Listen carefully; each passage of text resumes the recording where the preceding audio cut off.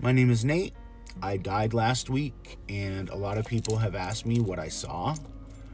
And I want to tell you, I want to share it with you. I'll probably get emotional, so I'm just going to tell you.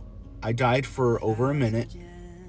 When I died, I was transferred instantly to this room, this white room.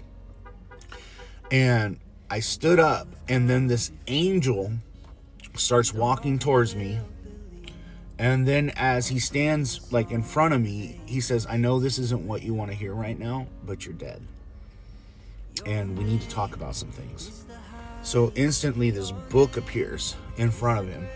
And he starts listing every single thing I've done in my life. Like every single minute. Things I said, things I've done. And then the angel says, you hypocrite. You've cursed his name. You've used his name in vain. You've broken every single commandment. You hypocrite. You were a pastor. You did all these things in my name. Yet you still fall so short.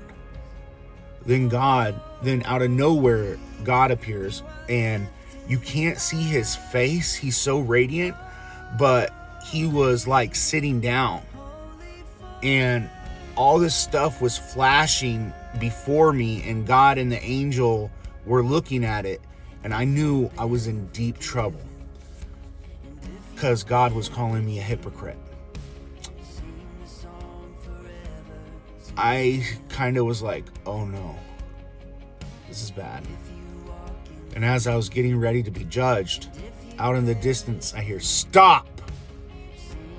And then everything freezes. And then you see this figure walking towards you.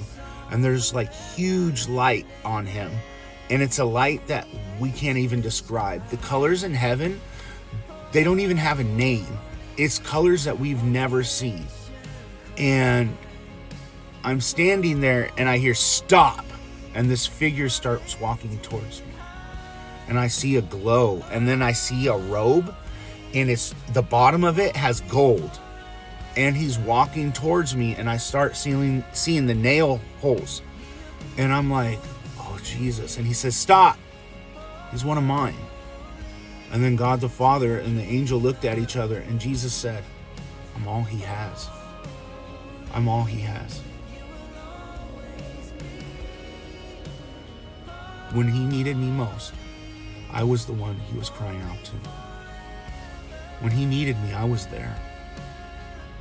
He has a very hard life of abuse and childhood trauma.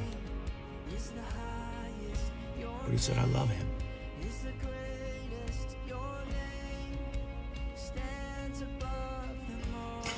It's very emotional. You see the Son of God. I fell to my knees and started singing, holy, holy, holy.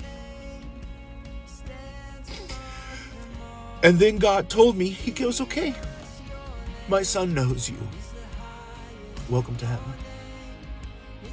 Go rest. Heaven felt so good.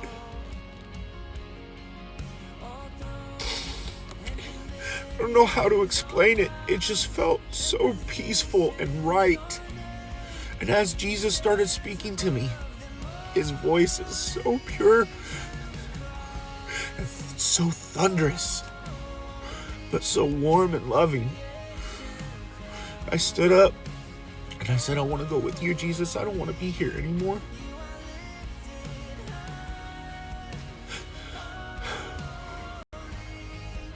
God said, okay, here's your choice. You can go back, or you can come with my son. And I said, I want to go with Jesus. And Jesus said, no. I know you do and I love you, but it's not your time yet.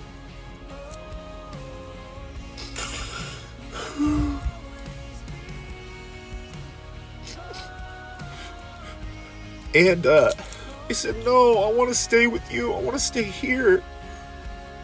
He said, you can't. I have a message for my people and I need you to give it to them. So I'm sharing my story. Heaven and hell are very real. And God is not playing around with sin. God told me this. Don't use my son's forgiveness as a convenience for your sin. Don't use my son's forgiveness as a convenience for your sin. Basically saying, stop sinning. If you keep sinning and asking for forgiveness, don't keep doing the same sin. Run from it. Run from it. Because God isn't playing, guys. He really isn't. He's a stern, just God, but he's not playing. He's so serious about sin, guys. I have broken every single commandment, and let me tell you what God is so serious about. He's so serious about sexual immorality, same-sex marriage, all this stuff. God is not playing, folks. He is not playing. What it says in the Bible, what's allowed and not allowed, God is not playing with sin, folks. He's not. He's not going to play that game, and he will throw the book at you. When I was there, when God was there and angels, I was like, oh my gosh, I'm done for. Calling me a hypocrite. And you know what? He was right. So I'm here to tell you today that Jesus' love and his forgiveness is free. When Jesus died on the cross, he turned to the thief and said, you will be with me in paradise. I think we all can relate to being that thief. And if we want to be real about sin, are we taking our sin back? Are we taking back what Jesus died on the cross for us for? Jesus says every time you sin, you crucify me anew. We need to run from sin. Men, I'm going to talk to you now. There is a spirit called the Jezebel spirit. The Jezebel spirit is a satanic force that is very strong. Men, that Jezebel spirit you need to run from, because that Jezebel spirit will take you straight to hell. The Jezebel spirit is a direct witchcraft. It's direct witchcraft and satanic, folks. And guys, flee like Joseph did. When Potiphar's wife came onto him, Joseph ran. Resist the devil and he shall flee. So guys, I'm you. I've been a hypocrite. I've done all the sins. But I'm here to tell you that Jesus loves you. And God the Father does too. But he is a just God. And he's not playing with sin. So I hope this reaches you. And I love you guys. This is the first post I've ever done. And so I hope it encourages you to really evaluate your life. And really evaluate what life is after. So have a good one.